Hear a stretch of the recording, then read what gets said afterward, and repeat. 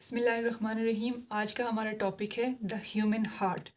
Heart human body के अंदर एक ऐसा ऑर्गन है जो ब्लड को पंप करता है और इसी की पंपिंग की वजह से ब्लड पूरी बॉडी को ऑक्सीजन, कार्बन डाइऑक्साइड और डिफरेंट न्यूट्रिएंट्स ट्रांसपोर्ट कर पाता है। अगर हम हार्ट की जनरल कैरेक्टरिस्टिक्स देखें तो ह्यूमन हार्ट का वेट तकरीबन 280 ग्राम्स होता है और जिस डबल मेम्ब्रेनियस सैक के अंदर ये प्रेजेंट होता है उसे पेरिकार्डियम कहा जाता है। पेरिकार्डियम के अंदर पेरिकार्डियल फ्लूइड होता है जो कि हार्ट की लुब्रिकेशन करता है और इसकी प्रॉपर फंक्शनिंग में इसको असिस्ट करता है। सबसे पहले हम देखते हैं जो हार्ट की वॉल होती है उसका क्या स्ट्रक्चर होता है। जो हार्ट वॉल होती है वो 3 लेयर्स पे मुश्तमिल होती है। सबसे आउटर लेयर को एपिकार्डियम कहा जाता है, मिडल लेयर को मायोकार्डियम कहा जाता है और जो सबसे इनर लेयर होती है उसे एंडोकार्डियम कहते हैं।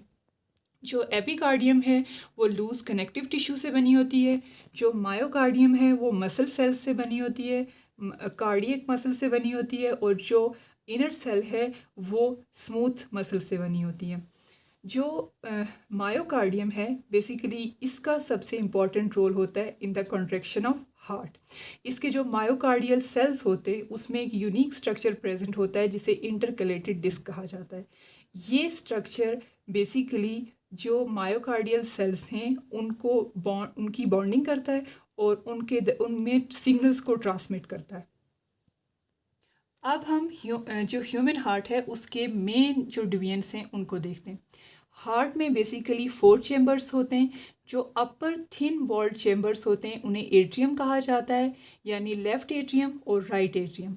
और जो लोअर थिक वॉल्ड चेम्बर्स होते हैं उन्हें वेंट्रिकल कहा जाता है, right ventricle and left ventricle. सबसे पहले जो ब्लड है वो एंटर होता है राइट एट्रियम में through superior vena cava and inferior vena cava. ये जो दोनों मेन वेन्स होती हैं ये डीऑक्सीजनेटेड ब्लड यानी वो ब्लड जिसमें ऑक्सीजन की कमी होती है और वो पूरी बॉडी से सर्कुलेट करके आता है, इन 2 मेन वेन्स की वजह से वो हार्ट में एंटर होता है। और हार्ट में सबसे पहले वो कहाँ एंटर होता है, वो राइट एट्रियम में एंटर होता है। राइट एट्रियम से ब्लड मूव करता है इनटू द राइट वेंट्रिकल। जो राइट एट्रियम है और जो राइट वेंट्रिकल है उसके दरमियान में जो वॉल्व प्रेजेंट होता है उसे ट्राइकास्पिड वॉल्व कहा जाता है। ट्राइकास्पिड वॉल्व जो है इसके 3 फ्लैप्स होते हैं और ये हार्ट स्ट्रिंग यानी कॉर्डिया टेंडिनाई के थ्रू अटैच होता है विद द पापिलरी मसल्स जो कि वेंट्रिकल में प्रेजेंट होते हैं। राइट वेंट्रिकल से ब्लड पास होता है इनटू द पल्मिनरी आर्टरी, यानी पल्मिनरी ट्रंक के अंदर ये ब्लड पास होता है। और पल्मिनरी ट्रंक और राइट वेंट्रिकल के दरमियान में जो वॉल्व प्रेजेंट होता है इसे सेमिल्यूनर वॉल्व कहा जाता है। इन वॉल्व की प्रेजेंस बेसिकली इनकी ये सिग्निफिकेंस होती है कि ये जो ब्लड है उसके बैक फ्लो को रोकते हैं। ठीक है, राइट वेंट्रिकल से ब्लड पास होता है इनटू द पल्मिनरी आर्टरी और पल्मिनरी आर्टरी से ये ब्लड जो है वो लंग्स के अंदर पास होता है जहाँ पे जो ब्लड है उसकी ऑक्सीजनेशन होती है। ऑक्सीजनेशन के बाद ब्लड पास होता है पल्मिनरी वेन्स के through into the left atrium और लेफ़्ट एट्रियम से ब्लड पास होता है into the left ventricle. Left atrium और लेफ़्ट वेंट्रिकल के दरमियान में जो वॉल्व प्रेजेंट होता है इसे मीट्रल वॉल्व कहते हैं या बाइकॉस्पिड वॉल्व कहते हैं। बाइकॉस्पिड वॉल्व इसको इस वजह से कहा जाता है क्योंकि इसके 2 फ्लैप्स होते हैं। पैपिलरी मसल्स यहाँ भी प्रेजेंट होते हैं। Basically 5 papillary muscles human heart के अंदर प्रेजेंट होते हैं। 3 जो है वो राइट वेंट्रिकल में होते हैं और 2 जो है वो लेफ़्ट वेंट्रिकल के अंदर होते हैं और ये तकरीबन होल हार्ट का तकरीबन 10% बनाते हैं।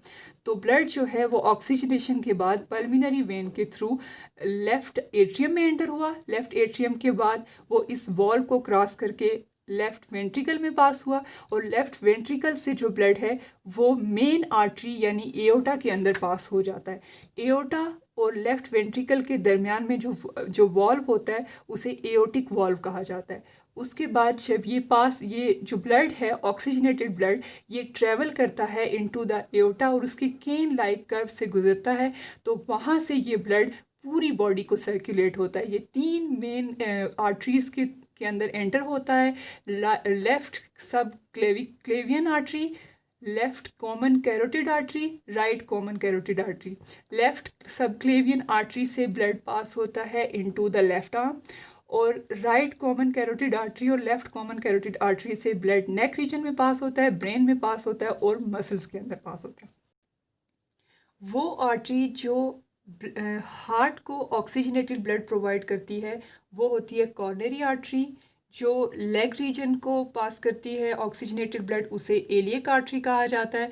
और इन्हीं की रिस्पेक्टिव वेन से या इन्हीं बॉडी पोर्शन से जो डीऑक्सीजनेटेड ब्लड है वो हार्ट को पास होता है। सबसे पहले वो जो लोअर बॉडी पार्ट में जो डीऑक्सीजनेटेड ब्लड होता है वो इंफीरियर वेना केवा के थ्रू अगेन इसमें एंटर हो जाता है, और जो अपर बॉडी पार्ट का डीऑक्सीजनेटेड ब्लड होता है वो सुपीरियर वेना केवा के थ्रू अगेन इसके अंदर एंटर होता है। जैसे हमारे पास हेप्टिक वेन है तो वो लिवर से डीऑक्सीजनेटेड ब्लड हार्ट को पास करती है। हेप्टिक पोर्टल वेन है तो वो स्प्लीन से और डाइजेस्टिव ट्रैक से डीऑक्सीजनेटेड ब्लड हार्ट को पास करेगी।